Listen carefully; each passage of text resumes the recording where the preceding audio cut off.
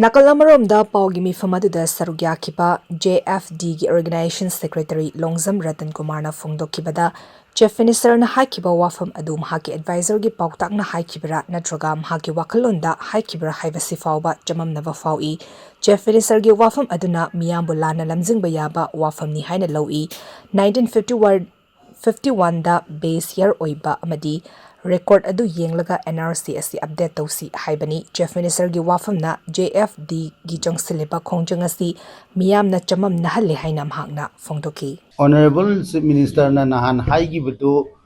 magi advisor singna hairaga haibiribra natraga mana magi wakhaldagi hairibra ise akoi yam chamamnabam phawale akoigi Manipur da hujik leiribase akoigi census ka NRC gi matang jida yamna chamamnaba akoigi miyam gi marakta ayambada yamna akhang hai oigrakanda akoi common people akoi guma miyam jigi marakta Karino Haibayam Samnabam Pohanba, the Miambu, Lan Lamzing Bayabo Wapamne and Ahan with the Tamzagain, an honorable minister na, a quick census Toro Matunga, NRC Tawudavani Haibase. Masidi Anise, Tongan Ba, and Taitini, Aduga Mabani na Laineriba Maris, Yamna indirect way, Yamna Koina Laiba Marini. Aquena, National Register of Citizenship, Taunabugi Damakta, Indiaga Asengba citizens, Kanano and Kangnabagi. Magi verified taunanabagi document mayamji thirakpa matamda electoral rolls ta magi pari puri se yauram bra hainaga yenga kanda factor masa makhak oiba magi legacy data magi ahalaman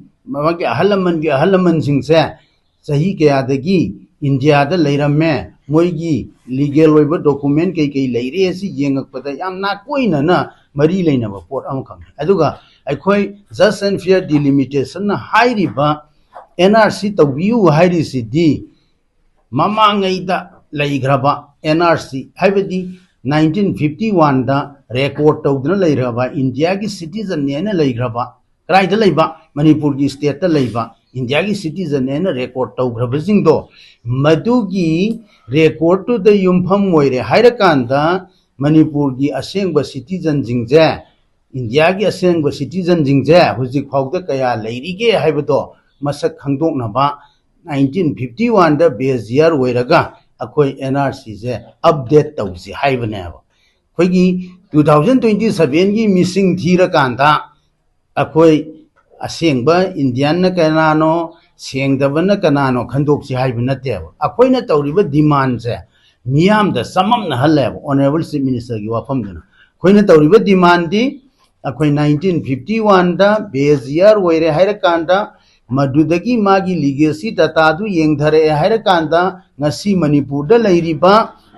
citizen singse India gi asengba citizen jingse kana no haibado adugi National Register of Citizenship to update to haibane akoina amaga hairiba makoina masi sukdau tongningdragadi India government na ama sinbiyu haibane ba illegal immigrants khantoknaba adubu hojik phawbada akoi constitution na piba provision jingi matung inna aktopa lamgi foreigners jing khandoknabagi India gi asengba citizenship masak khangna nabagi pot se NRC update tawba haibasina oi haibase akoi JFD gi knowledge da leijabadagi akoina NRC ze hana tawbiro aduga noigi 2027 gi census to tawro NRC si tawdringaida update tawdringaida 2027 की census से तवीगनु हाइबनेबा अदा नहान की honourable chief minister न high वाफम जुददी अखोय मियाम सिदा ओ मोय जेएफडी ना NRC तौ हाइरिसे मोय जि लान बजानी चीफ मिनिस्टर न नहान हाइबदुदी सेंसस से हाना तौरगा एनआरसी सिना कोन तौगदब वैरमे मोयना तालिब डिमांड जि लाले हाइना मियाम न खनग्रगदी यामना तायोनबा यामना अरानबा माइकैदा खुगी खोंजंग जे पुबो वैदोइने अदुना तंगाई फतना ngasi print namadi electronic media gi stilinau singi mamangda JFT gi maikei dagi yam mek singna thamjaningi bo afamdi akhoi NRC haibasina India gi asengba citizen do khandokna naba akhoi gi India gi akhoi gi Citizenship Act 1955 ta leigibdo adugi makha tarakpa matungina akhoi tawbo poni aduga census haibasina Sahi tara khudingi missing thibani census ka NRC ga leinaba mari se yamna koi census ki electoral rolls ki karigi